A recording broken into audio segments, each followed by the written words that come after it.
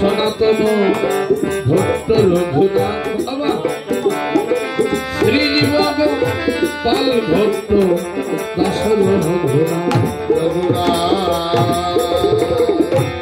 এই ছয় গোসারি করি চরণ বন্দন যাহা হতে বিঘ্ন নাশ অভীষ্ট পুরাণ এই ছয় গোসাই যার নিতার দাস তা সবার পদধূলি মোর পঞ্চগ্রাম এই ছয় গোসাই তারা ব্রজে কইলা বাস রাধা কৃষ্ণের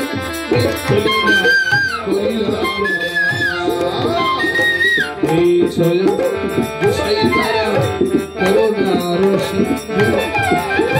ইহকালের প্রেম দাতা পরকালের দয়ার ঠাকুর গৌরণী তাই বলি ভাই বিনে দিতে আরে শ্রী চৈতন্য নিত্যানন্দ শ্রী অদ্বৈত সীতা হরি গুরু বৈষ্ণব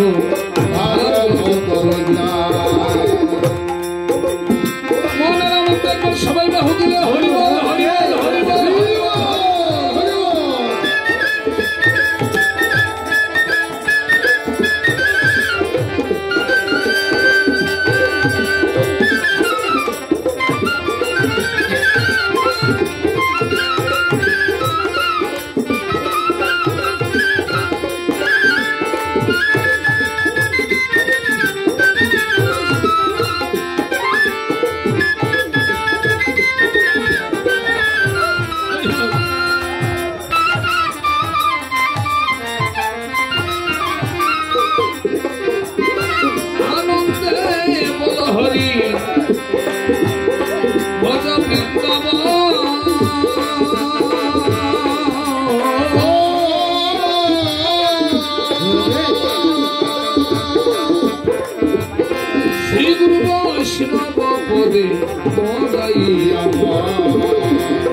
শ্রী গুরু বৈষ্ণব পদ বদ্ধ করে আস নাম সংকীর্তন গান জয় গণেশী জয় গণেশী জয় গণেশী দেবা মাতা জাতি পার্বতী পিতা মহাদেবা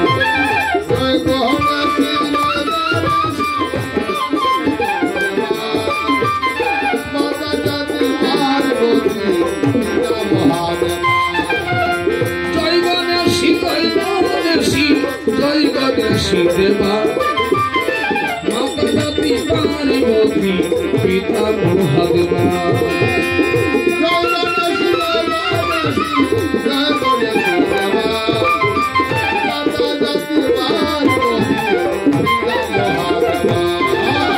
জয় গণেশী জয় গণেশী জয় গণেশী দেবা মাতা জাতি পার্বতী পিতা মহাদেবা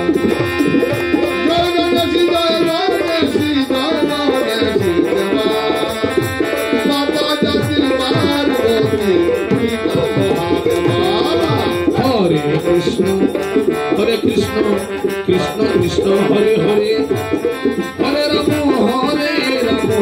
राम राम हरे हरे हरे कृष्ण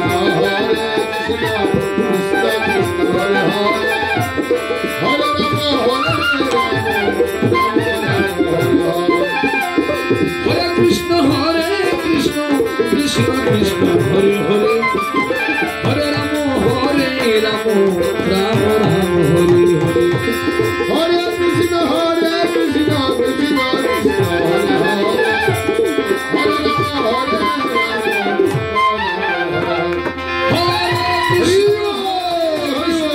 कृष्ण कृष्ण हरे हरे हरे राम कृष्ण कृष्ण हरे हरे हरे राम राम राम हरे हरे हरे कृष्ण कृष्ण कृष्ण